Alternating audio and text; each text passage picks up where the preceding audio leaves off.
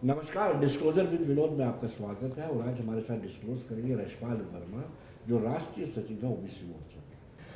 वर्मा साहब, आपका स्वागत है। मुबारक हो ओबीसी को आरक्षण को लेकर के जो पार्लियामेंट में था वहां से सब कुछ ओके हो चुका, लेकिन अभी तक ये तय नहीं हो पाया है कि कितनी रिजर्वेशन जम्मू कश्मीर में अदर बैकवर्ड क्लासेस को राजनीतिक तौर पर मिलेगी। हाँ, जब दिल्ली में पार्लियामेंट हाउस में, अपर हाउस में, राज्यसभा में जी, और उसके बाद राष्ट्रपति जी ने मोहर लगा दी है कि जम्मू कश्मीर में एम्प्लॉयमेंट में और अपने पंचायतों में, म्यूनसिपल कमेटीज़ में कि ओबीसी को आरक्षण जो है मिलेगा जी। लेकिन अभी तक तय नहीं है कि कितना % हमें ये दे रहे हैं। तो मुझे लगता है कि टाइम लगता है किसी भी चीज़ के लिए, लेकिन अब जो इलेक्शन होना हमारा, चाहे वो पंचायती राज का है, चाहे वो हमारा अर्बन लोकल बॉडीज़ का है जी, जब तक ये हमारा तय नहीं होता तब तक ये जहाँ पर चुनाव होना बड़ा टफ है, बड़ा मुश्किल है। एलजी से भी हम मिले भी तो वो ही यही कह रहे थे हम भाई जल्दी से जल्दी आरक्षण लागू करके आने वाले समय में हम इसी साल में पंचायत का इलेक्शन और अपना अर्बन लोकल बॉडी का इलेक्शन वो हम करवाने जा रहे हैं। जी, लेकिन क्या आपने जो रोड मैप दिया था उस रोड मैप में आपने कितने प्रतिशत रिजर्वेशन मांगी थी? अगर मंडल कमीशन की रिकमेंडेशन पर जाए तो 27% आरक्षण आपका बनता है, लेकिन आप मंडल नहीं मांग रहे हैं। बात ऐसा है कि मंडल कमीशन की रिपोर्ट जो है वो 27% है जी, लेकिन होता क्या है कि जितनी हमारी स्टेट्स हैं या यूटीज़ हैं जी, वो वहाँ पर पॉपुलेशन के हिसाब से जी, आरक्षण देती हैं। आप जितनी मर्जी स्टेट्स हैं, हमारी जितनी 37 हैं उसमें 9 यूटीज़ हैं, बाकी स्टेट्स हैं, तो हर जगह मैंने पढ़ा है कि जितना भी आरक्षण आज तक चाहे पंचायतों में है, चाहे एम्प्लॉयमेंट में है, वो आरक्षण जो है वो अपने अपने जो वहाँ की पॉपुलेशन है हर स्टेट की, हर यूटी की, उसी हिसाब से वो मिलता है। जी। तो आपने अपनी पॉपुलेशन का ड्राफ्ट दिया होगा, कितनी पॉपुलेशन जम्मू कश्मीर में, कितनी पॉपुलेशन और कितना रिजर्वेशन आपको मिलना चाहिए? वो बेसिक चीज़ यह है, रिजर्वेशन तो वो दे रहे हैं, अगर कम देंगे तो फिर आपके सारे एफर्ट जो है बेकार जाएंगे। बात ऐसा है कि आंकड़ा तो किसी पास है नहीं भाई साहब जी। 1931 के बाद तो कोई सेंसस हुआ नहीं ओबीसी का जी। लेकिन जो 1931 का जो है उसमें से हमने कुछ कैलकुलेशन की हुई है, तो उसमें कोई 30 के आसपास वो आंकड़ा बनता है। लेकिन अब उसको मुझे मानते हैं कि नहीं मानते, मैं फिर से अभी थोड़े दिनों बाद मैंने अपनी रिक्वेस्ट भेजी हुई एलजी को कि मैं एक मेमोरेंडम और वो फैक्ट्स एंड फिगर उनको मैं देने वाला हूँ कि ये फैक्ट्स एंड फिगर हैं जो हमारे पास हमने कलेक्ट किए हुए हैं, तो उसको कितना मानते हैं कितना नहीं मानते वो उन पर डिपेंड करता है। लेकिन हम अपनी एफर्ट्स लगाएंगे कि जो हमारा 1931 में जो सर्वे हुआ था बैकवर्ड क्लास का, तो उस हिसाब से आप हमें जहाँ पर रिजर्वेशन दें, चाहे वो एम्प्लॉयमेंट में, चाहे वो हमारी पंचायतों में, जहाँ अर्बन लोकल बॉडीज़ में है। 1931 के बाद जब सर्वे नहीं हुआ तो अब किस आधार पर सरकार ये फैसला लेगी? या तो फिर 19 को 31 का सर्वे ही आधार बना दिया जाए? बात ऐसे है कि अगर आज चल रहा है जो भी चल रहा है, तो मुझे लगता है वो जो 1931 का सर्वे है उसी के आधार पर चल रहा है सारे पूरे हिंदुस्तान में, सिर्फ जम्मू कश्मीर की बात नहीं है जी। उसके बाद तो सर्वे हुआ नहीं जी। अगर 27% मिला है तो कहीं ना कहीं वो उसी से 1931 का सर्वे है जी। अगर बाकी स्टेटों में तो तब का सर्वे है। तो ऐसी बात नहीं है, अगर हम सर्वे करवाना भी चाहते हैं पंचायतों के लिए, म्यूनसिपल कमेटीज़ के लिए, अर्बन लोकल बॉडीज़ के लिए, जहाँ अपना रूरल अपने पंचायती राज के लिए, जहाँ अपने एम्प्लॉयमेंट के लिए, तो हम लगा सकते हैं, एलजी आर्डर निकाल सकते हैं कि वे हर जो पंचायत में जितने हमारे BLW हैं वो अपने अपनी पंचायत का सर्वे करके दें, लोकल लोगों को लगा के दें कि कितने कितने लोग हैं वहाँ पर, तो आसानी से वो हो भी सकता है। कोई इतना काम भी नहीं है, इतना बड़ा काम भी नहीं है। अगर एक अगर हम BLW को ये काम सौंपे तो मुझे लगता है 8-10 दिन 15 दिन में वो अपना काम खत्म करके दे देंगे सरकार को, ऐसी बात नहीं है। जी जी जी। लेकिन वक्तन प्रधानमंत्री ने अपनी इच्छा जरूर जाहिर की है कि ओबीसी तबके को प्रायोरिटी दी जाएगी। बेसिकली प्रधानमंत्री जहाँ पर उन्होंने ग्राउंड में काम किया जम्मू कश्मीर के अंदर, जी तो उनको पता है जो पहली सरकारें जहाँ पर रही हैं तो ओबीसी के लिए उन्होंने कुछ नहीं किया।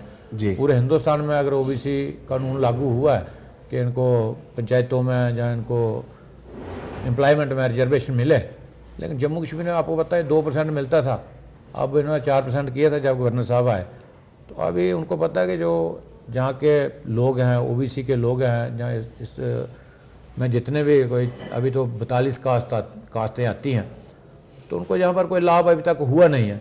तो मुझे लगता है जो अपने प्रधानमंत्री जी हैं वो हर वर्ग का सोचते हैं, और उन्हें कोई जिला नहीं मुझे लगता है जम्मू कश्मीर का उन्होंने छोड़ा होगा जहाँ जिन लोगों से वो नहीं मिले होंगे, तो उनके माइंड में सारी बातें हर समाज के लिए रहती हैं कि कौन कौन पीछे है, कौन पिछड़ा हुआ है, तो वो उनको आगे लाने की कोशिश कर रहे हैं।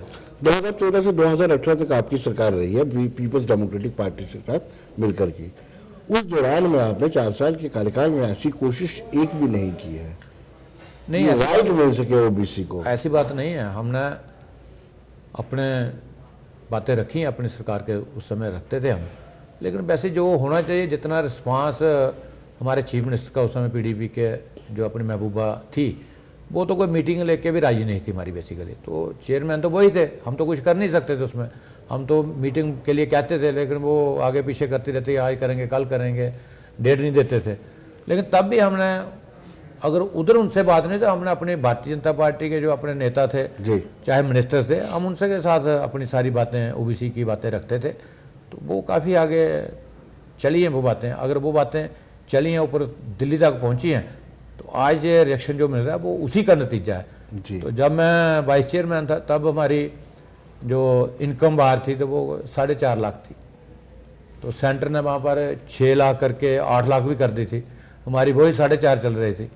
उसके बाद फिर मैंने वो 8 लाख सीधी करवाई, 6.5 से सीधी 8, 6 का मैंने बीच में लिया नहीं कुछ भी। वो भी हमारी सरकार के बीच, और जब मैं वाइस चेयरमैन हुआ वो तभी जहाँ पर लागू हो पाए, नहीं तो आज तक भी वो 4.5 ही वो इनकम बार ओबीसी के लोगों के लिए रहती जम्मू है। कश्मीर में ओबीसी की आड़ में ओवैसी का सर्टिफिकेट दिया जाता था, आज वो एक गले की फांस बना हुआ है शिक्षा नियुक्ति बोर्ड में। ओवैसी कुछ लोगों ने बोर्ड ने ओवैसी सर्टिफिकेट मांगा है, किसी ने ओबीसी लगा दिया है, वो भी कैपेबल है, वो भी कैपेबल है, तो बोर्ड के लिए दिक्कत बन गई। बेसिकली बात ऐसे है कि जिन लोगों ने दिया है, जी बेसिकली जो आप बात कह रहे हैं उसके लिए थोड़ा मुझे भी उसका मैंने भी संज्ञान आपको लिया। भी आया होगा। हाँ। हाँ। उसका क्या था कि इन्होंने क्या किया कि एक बनता था जम्मू कश्मीर का, एक सेंटर का बनता था ओबीसी, और जम्मू कश्मीर का बनता था ओएससी। जी लेकिन कुछ जो हमारे ऑफिसर्स थे उनको पता नहीं चला, पता नहीं उन्हें सेंटर वाला बना के दे दिया था, और सेंटर वाला ही वो उन लोगों के उन्हें अपने फॉर्म के साथ लगा दिया। लेकिन आज उनको दिक्कत आ रही है कि वो सेंटर वाला लग गया। तो भाई उनका तो कसूर नहीं है, कसूर तो देने वाले का था, तो जिसने दिया। नहीं, कसूर उनका भी नहीं है ना, जिन्होंने देखा कि ओएससी अप्लाई करना है उन्होंने ओएससी के तहत अप्लाई किया, लेकिन अब उनका नाम नहीं आ रहा, ओबीसी वालों का नाम आ रहा है। दोनों ही पेज फंसे हुए हैं। हाँ वो ठीक है आपकी बात, लेकिन अब इनको उसका कोई कुछ ना कुछ तो हल निकालना चाहिए जी कि बंदे तो हैं ओबीसी के, वो सिर्फ नाम का उसमें जी हेर फेर है सारा।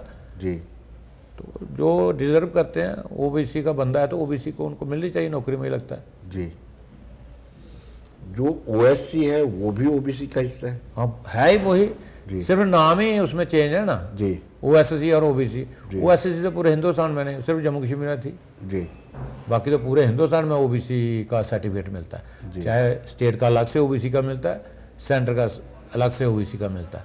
जहाँ पर स्टेट का ओएससी का मिलता था और सेंटर का ओबीसी का मिलता था, 2 मिलते थे जहाँ पर।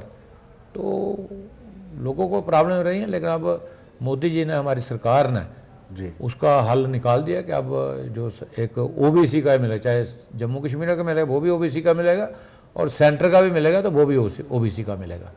जी लेकिन कहीं ना कहीं जो सियासी जमातों में है उनमें भी ओबीसी को जितनी तरजीह मिलनी चाहिए वो नहीं मिलती है, चाहे वो कांग्रेस हो चाहे दूसरी दीगर जमातें हों, क्योंकि 90 की 90 सीटों पर ओबीसी के लोग हैं। हाँ, इस बात से मैं आपके सहमत हूँ जी कि अगर जम्मू कश्मीर को हम देखें, 20 ज़िले हैं, 20 ज़िलों में 90 विधानसभा हैं, और कोई भी कास्ट जो है वो इन 90 विधानसभाओं में फाल नहीं करती है। सिर्फ और सिर्फ जो है वो ओबीसी एक ऐसी जमात है, हमारी कास्टें हैं, और हर गांव में आपको ओबीसी के लोग चाहे 10 मिलेंगे, 50 मिलेंगे, 100 घर मिलेगा, एक गांव में 100% मिलेंगे। और 90 विधानसभा में अगर कोई है तो वो सिर्फ और सिर्फ ओबीसी है। मुझे लगता है कि अब वो पहले वाला समय ख़त्म हो गया। मोदी जी आप देख रहे हैं पूरे हिंदुस्तान के अंदर ओबीसी को काफ़ी आगे ला रहे हैं। उनको पता है कि इनकी पूरे हिंदुस्तान के अंदर 52% पॉपुलेशन, आधी से ज़्यादा पॉपुलेशन जो है वो ओबीसी है, तो उनको वो तरजीह दे रहे हैं। ऐसी बात नहीं। तो जम्मू कश्मीर में वो अभी आने वाले समय में मुझे लगता है कि ओबीसी को भी जहाँ पर सीटें मिलेंगी, और जहाँ के कार्यकर्ताओं को, जो हमारे नेता हैं ओबीसी के, जो भारतीय जनता पार्टी में काम कर रहे हैं, वो पंचायत से लेकर पार्लियामेंट, असेंबली में वहाँ पर सबको कहीं ना कहीं इनको चांस लगेगा। लेकिन यशपाल जी, भारतीय जनता पार्टी ने भी किसी को एमएलसी नहीं बनाया, किसी को राज्यसभा की जगह नहीं दी। कहीं ना कहीं बीजेपी में भी कहीं ना कहीं नाराज रहा ओबीसी, हाँ, अपेक्षित रहा है। बात ऐसे है कि मैं सच बोलूं अगर, तो मैं सच बोल देता हूं बेसिकली कि एक तो जो हमारा ओबीसी का तबका है ना, अब थोड़ा एक्टिव हुआ है।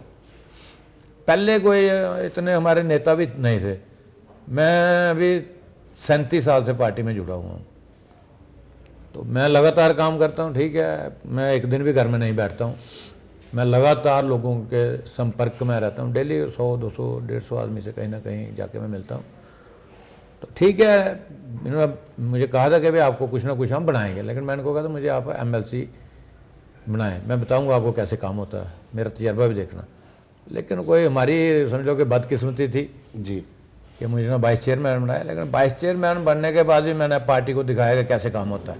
वाइस चेयरमैन को एमओएस का स्टेटस था, लेकिन देने के लिए लोगों को कुछ नहीं था। उसके बावजूद भी मैंने जो सेंटर की जितनी भी स्कीमें थी, मैं गाँव में जाता, लोग मुझे बुलाते थे, क्योंकि मैं हर एक बंदे की बात सुनता, हर लोगों की, अपने कार्यकर्ताओं की बात सुनता था, और लोग मुझे बुलाते थे। और मैं पूरी स्टेट में मैंने भ्रमण किया उस समय। तो उसका नतीजा क्या है, पूरी स्टेट में नाम है जी। स्टेट के नाम होने के नाते लोग चाहते भी हैं कि भाई अच्छा व्यक्ति है, काम करता है, सबकी सुनता है, फ़ोन उठाता है, रात को 2 बजे फ़ोन करो तब भी उठाता है, और इससे ज़्यादा हम क्या कर सकते हैं। जी, मतलब जितनी तरजीह मिल लीजिए, आप बीजेपी को छोड़ दीजिए, कांग्रेस में भी ओबीसी सेल बड़ा सक्रिय है, लेकिन उनको तरजीह नहीं मिलती। ऐसा क्यों है? जब 52% आपकी तादाद है, संख्या है देश भर में, आप डिसाइडिंग फैक्टर हैं, किसी भी पार्टी को जिता सकते हैं। या तो आप में यूनिटी नहीं है, या फिर आपको बड़ा ज्यादा हल्के में सियासी जमातें लेती हैं। हम किसी को जिता नहीं सकते, हमारे सर पर जीती है। जी, मैं आपको बता देना चाहता हूँ, पूरे हिंदुस्तान में अगर पार्टी जीत रहे हैं तो ओबीसी के सर पर आज जीत रही है। आप देखा, पिछली बार मैंने सर्वे में देख रहा था, कभी कभी किसी स्टेट का आता था, कभी सेंटर का आता था। किसी स्टेट में हमें टोटल वोट पड़ता है, उसमें से 57% जो ओबीसी का वोट वो बीजेपी को आ रहा है, कहीं 48 आ रहा है। एक जगह मैं देख रहा था 65% ओबीसी का वोट जो है वो भारतीय जनता पार्टी को पड़ा है। तो जब 65% पड़ा, बाकी जो 35% वोट हुआ होगा वो 4-6 पार्टियों को और भी गया, तो उनका क्या उसमें आता। तो मोदी जो है वो पूरे कैलकुलेशन के साथ इस समय पूरे हिंदुस्तान में वो चल रहे हैं, और ओबीसी को आगे रख के वो सारी वो बातें कर रहे हैं। और मुझे लगता है कि जो जिता रहे हैं फैक्टर नहीं है, हम फैक्टर नहीं है, हम जिताने वालों में हैं। जिताने वाले लोग अब और हैं, जो थोड़े बहुत जिनका इधर उधर रहता है वो है, लेकिन हम तो पूरा फुली वोट हम बीजेपी का सपोर्ट कर रहे हैं इस समय। चाहे वो पार्लियामेंट का इलेक्शन है, चाहे वो असेंबली का इलेक्शन है, चाहे वो बीडीसी का इलेक्शन है, चाहे वो डीडीसी का इलेक्शन है, चाहे हमारा अर्बन लोकल बॉडी का इलेक्शन आता है। तो ओबीसी इस समय पूरा भारतीय जनता पार्टी के साथ दे रहा है इनका। तो मुझे लगता है कि अच्छी बात यह है कि जो 5 राज्यों में इलेक्शन हुआ, जिसमें 3 भारतीय जनता पार्टी ने स्टेट जीती हैं, उनमें ओबीसी को प्रतिनिधित्व मिला है, कैबिनेट में भी मिला है, और टिकटें भी ठीक ठाक मिली हैं। मैं आपको बताता हूँ कि अभी सबसे पहले तो मैं पार्लियामेंट, जो मैंने पिछले इंटरव्यू में कहा था, अभी पीछे यूपी का इलेक्शन हुआ था, वहाँ पर 402 सीटें हैं असेंबली की जी। 100 से ऊपर ओबीसी को दी थी वहाँ पर, और उसमें से 52 मंत्री बने।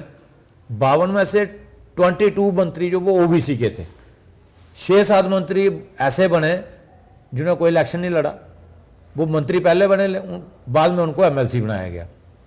ऐसी बात नहीं है। अब जी। भारतीय जनता पार्टी, हमारे मोदी जी या बाकी पूरी हमारा संगठन जो है, नड्डा जी हैं, अमित शाह जी हैं, बाकी पूरे लोग हैं, BL संतोष जी हैं, ये काफ़ी ओबीसी को तरजीह दे रहे हैं। अभी देखो अपना उधर भी जो चीफ मिनिस्टर बना है मध्य प्रदेश में, यादव बना है, अपना छत्तीसगढ़ में बना है, वो अपने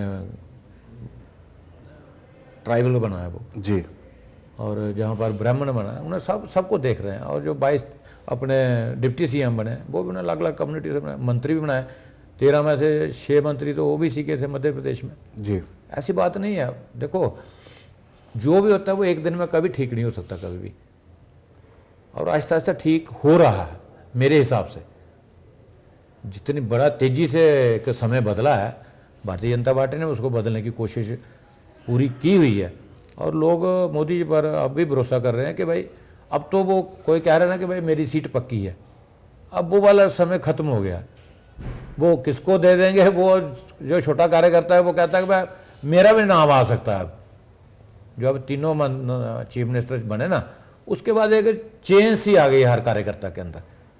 हर छोटे कार्यकर्ता का एक मनोबल बढ़ गया है, वो कहता है भाई मैं भी आ सकता हूँ भैया, क्योंकि मोदी ने पिछले तीनों स्टेटों में ऐसा करके दिखा दिया है। देखिए, जो प्रधानमंत्री नरेंद्र मोदी ने नारा दिया है कि 370 में हमने संशोधन किया और 370 प्लस सीटें हम लाएंगे, उसमें ओबीसी समुदाय का बड़ा रोल रहेगा। क्या आपको लगता है जो मौजूदा समीकरण है ओबीसी को टिकटें भी ज़्यादा दी जाएंगी? मैं आपको बताना चाहता हूँ कि जो मेरे पास आंकड़ा है, जो 2019 का इलेक्शन हुआ जब पार्लियामेंट का, जी, तो 140 के आसपास सीटें थी ओबीसी की, जो भारतीय जनता पार्टी ने ओबीसी समाज को सीटें दी हैं। तो उसमें से हम 85 जीत के आए हैं वहाँ पर। आज भी ओबीसी का आंकड़ा ही उधर भारतीय जनता पार्टी में सबसे, पूरी जितनी पार्टी हैं उनसे सबसे ज़्यादा है। तो वो ऐसा ही चलता रहेगा, मुझे लगता है इस बार और बढ़ जाएंगे और क्या हो। जी। तो आपको लगता है कि सीट्स ज़्यादा दी जाएंगी क्योंकि उनको पता है कि ये डिसाइडिंग फैक्टर रहता है, 52% पॉपुलेशन इनकी है? हाँ बिल्कुल, 52% कोई ना मैंने बनाया ना किसी ने, जिन्होंने सर्वे किया था पूरे हिंदुस्तान का कि 52% इनकी पॉपुलेशन है, तो वो सबके माइंड में है इस समय। जी। तो हमारे लोग जो हैं वो बेसिकली लकीर के फ़कीर लोग हैं, दिहाड़ीदार लोग हैं, जो एक बार ठान लेते हैं वही करते हैं, ईमानदारी से काम करने वाले हैं, इधर उधर की बात कोई करते नहीं है। और मोदी जी भी आपको पता है वो भी ओबीसी से हैं, तो लोग चाहते हैं चलो प्राइम मिनिस्टर, अच्छा प्राइम मिनिस्टर, पूरे दुनिया में हिंदुस्तान का नाम उन्होंने रोशन किया और विकसित भारत का उन्होंने नारा दिया हुआ है इस समय। तो आप देख रहे हैं कि पूरा भारत जो है वो आगे उनके पीछे चल रहा है। तो मैं यही चाहता हूँ कि प्रधानमंत्री मोदी जी ही मुझे लगता है आएंगे, कोई रोक नहीं सकता है जी, क्योंकि लोगों ने एक मन बना के रख लिया है कि भैया कैंडिडेट पार्लियामेंट में जो मर्जी होगा, लेकिन प्राइम मिनिस्टर वो मोदी जी बना, जो भी उनका कैंडिडेट फूल का अपना कमल का निशान लेके आएगा, हम उसको वोट डाल के प्राइम मिनिस्टर जो है वो मोदी जी को बनाएंगे। और मोदी जी ने एक बड़ा डेवलपमेंट का अच्छा काम किया। आप जम्मू कश्मीर की बात कर लो, 2 IIT, 2 एम्स, IIM, मतलब 50 तो कॉलेज दिए, इतने हाई सेकेंडरी नहीं है भाई साहब आज तक। जो जिन्होंने 70-60 साल, जिन्होंने 60 साल राज किया, मुझे लगता है 50 हाई सेकेंडरी नहीं होंगे पूरे जम्मू कश्मीर के अंदर, लेकिन उन्होंने 50 कॉलेज दिए रिमोट एरिया जहाँ पर बच्चियाँ पढ़ने के लिए बाहर नहीं जा सकती थी। लेकिन आज की डेट में आप देखो कि बच्चे, मेरे अपने गगवाल में हमने एक बार कहा सिर्फ हमें भी कॉलेज मिला, हम चाहते थे कि कहाँ कितने बच्चे हो जाएंगे, लेकिन आज वहाँ पर 300 के आसपास संख्या है। हीरानगर में भी कम हो गई, सांबा में कम हो गई, लेकिन हीरानगर में ज़्यादा संख्या है। ऐसे ही आप रिमोट में चले जाओ, इधर पंचायती वगैरह चले जाओ, वहाँ पर भी कॉलेज मिल गया। नहीं कहाँ, उधर वाले लोग आते थे कोई थोड़े बहुत पढ़ने के लिए, उधमपुर में 40 किलोमीटर का रास्ता, 2 घंटे लगते हैं आने जाने में, कहाँ कौन बच्ची आएगी वहाँ। लेकिन आज वहाँ पर कॉलेज आएगा, बच्चे वहाँ पर पढ़ रहे हैं, बच्चियाँ पढ़ रहे हैं। टनल के उस पार भी काफ़ी सारी जातियों को ओबीसी में शुमार किया गया है। क्या वो वोट भारतीय जनता पार्टी को कन्वर्ट हो पाएगा? वहाँ की जो एक बड़ी सबसे ज़्यादा एक चौपान कम्युनिटी है जी, वो मिला था 3-3.5 लाख वहाँ पर उनकी संख्या है वहाँ पर, वो भी एक बड़ा फैक्टर बनेगी वहाँ पर। और बाकी लोगों को भी मैं देख रहा हूँ कि लोगों में जो ओबीसी के लोग हैं, जब से नॉमिक्लेचर चेंज हुआ है जो हमारा पंचायतियों में हमें रिजर्वेशन का इन्होंने कहा है और अर्बन लोकल बॉडी के लिए कहा है, तो एक लोगों में बड़ी लहर सी बन गई कि अब हमारा ग्रास रूट लेवल पर भी हमारे नेता तैयार होंगे। छोटे पहले पंच बनेंगे, सरपंच बनेंगे, कोई डीडीसी बनेगा, कोई बीडीसी बनेगा। जो मुझे लगता है कि 5000 के आसपास हमारे जम्मू कश्मीर के अंदर हमारे ओबीसी के छोटे मोटे नुमाइंदे हैं जो वो होंगे। उससे एक बड़ा उत्साह सा लोगों में आया हुआ है ओबीसी के समाज में, और लोग भारतीय जनता पार्टी को वोट डालेंगे। और मैं कहता हूँ कि जो कश्मीर वाले भी लोग कह रहे हैं कि हम डंके के जोर पर इस बार भारतीय जनता पार्टी को वोट डालेंगे। लेकिन कहते ये हैं कि टनल के उस पार के लोग भारतीय जनता पार्टी को पसंद नहीं करते हैं, और यही कारण है कि वो मुश्किल है थोड़ा सा वोट कन्वर्ट हो। देखो हुआ क्या, मैं बताता हूँ भाई साहब आपको। आप एक बंदा कितनी देर एक बंदे को देखता रहता है, वो करे भी कुछ ना, वोट भी हम उसको डालें। मैं कश्मीर की बात कर रहा हूं। आप कह रहे हैं जो रीजनल पार्टी है आपकी, नेशनल एनसी है, कांग्रेस भी लगा लो, उसमें पीडीपी लगा लो, तो इन्हीं लोगों ने यहाँ पर राज किया। हम तो 3 साल ही 3.5 साल ही यहाँ पर आए, तो इन्होंने क्या किया, इन्होंने तो गले काटे हैं सबके ओबीसी के।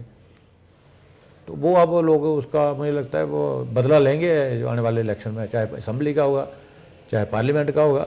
लोग अवेयर हो गए हैं। अब मैंने देखा कि लोग ग्रुपों में डालते हैं डेली, मैं भी उन ग्रुपों में मुझे भी उन्होंने रखा हुआ है। लोगों का एक मन है कि इस बार हम मोदी जी की पार्टी को, भारतीय जनता पार्टी के कमल के फूल को कश्मीर में भी खिलाएंगे इस बार जी। लेकिन जो अनुभव मेरा कहता है कि लास्ट टाइम में वहाँ पर भावनाओं की राजनीति चलती है, और एनसी और पीडीपी ये कहेंगे कि हमारा 370 का स्टेटस, विशेष दर्जा जो हमें दिया था वो भारतीय जनता पार्टी ने ले लिया है, लिहाजा इसको कश्मीर में नहीं आने देना है। मैं आपको बताता हूँ, मेरी टेलीफोनिकली भी बातें होती हैं जी, कभी कभी मैं भी करता हूँ, वो भी करते हैं। तो वो कहते हैं कि भैया जो पीछे वाला जो 370 तो हमें चाहिए नहीं थी, 370 ने हमें कहाँ आगे जाने दिया।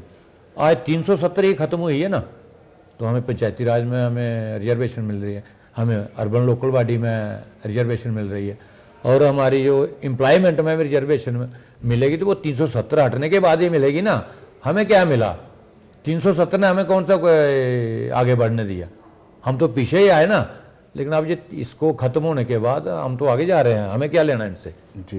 ये बात भूल जाओ भाई साहब के। मुफ्ती और उसकी बेटी कहती हैं कि अमन कॉस्मेटिक है, जो दिखाते हैं कि वहाँ पर अमन है वो सिर्फ कॉस्मेटिक है। बच्चों को, युवाओं को जेलों में बंद किया हुआ, इसलिए पत्थरबाजी बंद है। छोड़ के देखिए, खोल के देखिए, फिर पता चलेगा पत्थरबाजी। आप मुझे बताओ कितने लोग जो है जेलों में बंद होंगे? जी 10, 20, 50, 100। बाकी तो बच्चे उधर ही है ना सारे जी, बाकी तो उधर ही हैं, सारे थोड़े बंद हो गए। उनके नेता ही बंद हुए होंगे ना, बाकी जनता उधर ही है, बाकी नौजवान भी उधर है, सब उधर है। लेकिन एक माइंडसेट उनका चेंज हुआ बेसिकली। जो इनको गलत गाइड करते थे, भाई ऐसा करते हैं वैसा करो, वो माइंडसेट अब चेंज हो रहा है आस्ते आस्ते। और एक दिन में तो कुछ होने वाला कभी, मेरा ये मानना है। एक जो बीज होता है ना, जब वो बीज पड़ता है कभी ना कभी जरूर बड़ा होता है वो जी। तो अब वो कमल का फूल काफ़ी दिनों से वहाँ पर बीज उसका डला हुआ है, तो अब मुझे लगता है इस बार वो बीज है वो पक्का अपना फल देगा बड़ा होके। तो जरूर हम वहाँ पर अपना कमल का फूल खिलाएंगे, और कश्मीर घाटी में हमारा कमल का फूल खिले तो वह अपना ओबीसी की वजह से ही खिलेगा जी, क्योंकि हमारा बड़ा समाज है वहाँ पर भी। बहुत सारी सियासी जमातों से उठकर के लोग आपको ज्वाइन कर रहे हैं। ये आपके लिए दिक्कत का सबब तो नहीं बन जाएगा जब विधानसभा के चुनाव होंगे, डीडीसी बीडीसी के चुनाव होंगे, किसको लड़ाओगे, किसको ड्रॉप करोगे, फिर आपके ही दुश्मन बन जाएंगे, शैडो कैंडिडेट खड़े होते जाएंगे। बात ऐसे कि ठीक है, वो बात आपकी ठीक है, मैं आपसे बिल्कुल सहमत हूँ। लेकिन सियासत में ये होता है, कुछ लोग रहते हैं कि हम भाई पावर के साथ चलेंगे, चाहे वो नेता भी हैं, तो वो पार्टी भी देखती है कि भाई अगर जो बंदा 30 साल रहा, 35 साल रहा, मंत्री रहा, एमएलए रहा जी, तो आज उसका सगा नहीं है, तो फिर भाई हमारा सगा कहाँ होगा। जी, पार्टी सब बातें देखती है, मैं कोई ज़्यादा इस पर बोलना नहीं चाहता हूँ कि ऊपर वालों की ये बातें हैं जी, तो वो क्या करेंगे इसके लिए। लेकिन हर एक बंदा जानता है कि भाई ये कोई आ रहा है, क्यों आ रहा है। कुछ लोग तो इसलिए जा रहे हैं अपनी स्किन सेव करने के लिए, कहीं ईडी सीबीआई उसको अपनी जकड़ में ना ले लें। वो देखो बात ऐसे है कि वो मुझे क्यों नहीं ईडी का डर है? आप बीजेपी से इसलिए? नहीं है। बिल्कुल, आप एक दिन ऐसा करो ना, एक दिन आप चैनल वाले ना, आप मेरे घर में आओ, फिर आप मेरी पोजीशन देखो कि मुझे ईडी का डर है कि नहीं है। जी, मैंने काम नहीं गलत करना हुआ, ना मैं 2 नंबर का करना, ना मैंने कोई और करना, मैं ईमानदारी से काम करता हूँ। तो ये सिर्फ कहने की बात है, चाहे वो बीजेपी में है, चाहे वो कांग्रेस में, चाहे वो एनसी में, चाहे पीडीपी में, चाहे किसी और पार्टी में है। अगर उसने गलत किया तो उसको ईडी पकड़ेगी, अगर गलत नहीं किया तो नहीं पकड़ेगी। कितने लोग हैं जिनको ईडी पकड़ती है? चंद लोग आते हैं जिन पर कोई शक हो रहता है, जहाँ जिनकी इनकम ज़्यादा है, वो देख के उनको ईडी जाती है उनके पास, तो फिर वो उनको जवाब तो उन्हीं को देना है ना। लेकिन कहते हैं कि आप उससे डरा करके उनको अपने पार्टी में शामिल करवा लेते हो। नहीं नहीं, ऐसी बात अजीत पवार हो, अशोक चौहान हो, बहुत सारे ऐसे एग्जाम्पल हैं नहीं। जिन पर पहले आप कहते हैं कि भ्रष्ट है, महाभ्रष्ट है, और उसके बाद पार्टी में मैंने एक जाने बात के आपको बाद पहले बोली है कि जो आता है ना, मैंने बोला कि कुछ लोग वो पावर के बिना नहीं रह सकते, वो पावर के साथ ही चलना चाहते हैं, उनका कुछ लेना देना नहीं है किसी के साथ, ना जनता से ना किसी से। वो अपना आप पर कंसंट्रेट करते हैं कि हमने भैया पावर के साथ चलना, पावर के साथ ही चलते रहेंगे।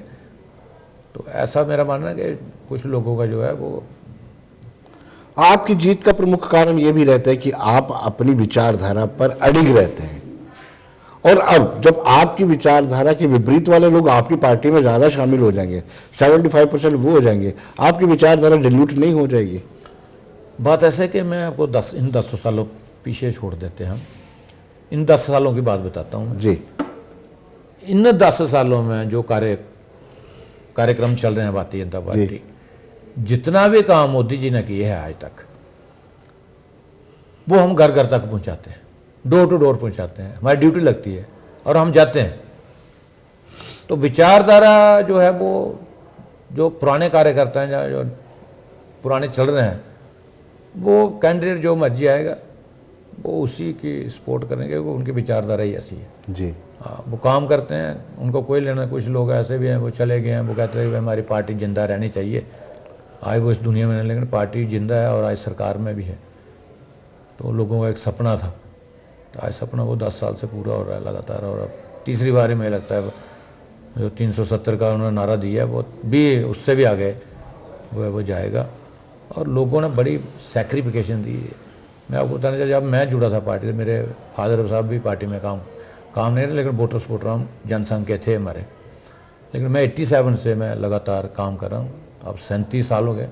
एक बड़ा सख्त ऐसा है, लेकिन हमने कभी इधर उधर कभी झंका नहीं, कभी किसी के पास किए नहीं कि भाई कांग्रेस वाले हैं काम करवाने जाना। मैं तो कभी किसी के पास गया नहीं। ठीक है, कहा अपने दम पर, अपने लेवल पर छोटे मोटे काम हम लोगों के करवाते रहते थे, तो आज भी करवाते हैं, ऐसी बात नहीं है। फ़ोन करते हैं किसी को, किसी को भी करना होता है तो छोटे मोटे काम जो है वो निकल जाते हैं। हम तो विचारधारा के साथ जुड़े हुए लोग हैं, कोई आए कोई जाए, हमने कोई कुछ नहीं लेना देना हमसे। जी। लास्ट सवाल आपसे, जो पहाड़ी ट्राइब्स को एसटी का दर्जा दिया है, ये भारी तो नहीं पड़ेगा, नुकसान तो नहीं देगा? गुर्जर समुदाय आपसे नाराज हो जाएगा? ये लास्ट सवाल है। नहीं, ऐसी बात नहीं है। पहले जो एक कन्फ्लिक्ट बना हुआ था शुरू में, लेकिन जब अभी अनाउंसमेंट हुई तो कोई कन्फ्लिक्ट नहीं रहा। कोई, मुझे देखा कोई सोशल मीडिया में नहीं आया, कोई धरना प्रदर्शन नहीं हुआ। मुझे लगता है कि एक उन्होंने कोई समझौता हो गया है सारा, कि भाई ठीक है, आपको भी मिलना चाहिए, हमें मिलना चाहिए, दोनों को मिले तो हमें क्या परेशानी है जी। तो मुझे लगता है नुकसान होने वाली कोई बात है नहीं है उसमें। उस दिन जिस दिन मोदी जी आए थे जहाँ पर, तो पहाड़ी भी आए थे और गुज्जर भी आए थे, और दोनों समुदाय के लोगों ने कहा कि भाई हम भाई आपके साथ हैं, हम भारतीय जनता पार्टी को ही जितवाएंगे। जी। तो एक अच्छा काम किया दोनों के लिए। जी। लेकिन जो पहाड़ियों की बात है, वो भी पहाड़ी इलाके में रहते हैं, जो गुज्जर हैं वो भी पहाड़ी इलाके में रहते हैं, इसलिए उनको दिया गया। जी, रशपाल जी बहुत बहुत शुक्रिया आपका। धन्यवाद विनोद जी कि आपने मुझे आज फिर बुला के यहाँ पर लोगों के साथ रूबरू होने का मौका दिया है। बहुत बहुत गुलिस्तान चैनल का और आपका बहुत बहुत धन्यवाद। तो दर्शकों बने रहिए देश दुनिया की खबरों के लिए और मुझे दीजिए इजाज़त। नमस्कार।